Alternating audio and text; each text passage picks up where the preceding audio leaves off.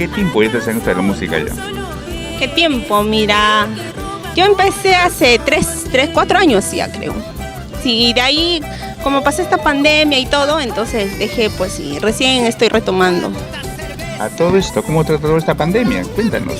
Uy, la pandemia, he estado encerrado sin salir, así como todos, pues, ¿no? Y bueno, ya de a poco se está reactivando la música, todo A ver, estas cosas. queremos ver más de Luz, pues.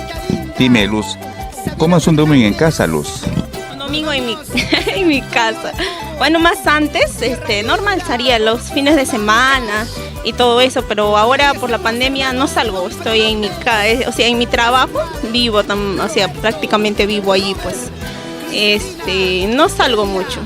Los domingos tampoco no salgo, así nomás, una vez en un mes, así nomás estoy saliendo. ¿Tanto así? Lo que pasa es que estudio, pues los domingos estudio y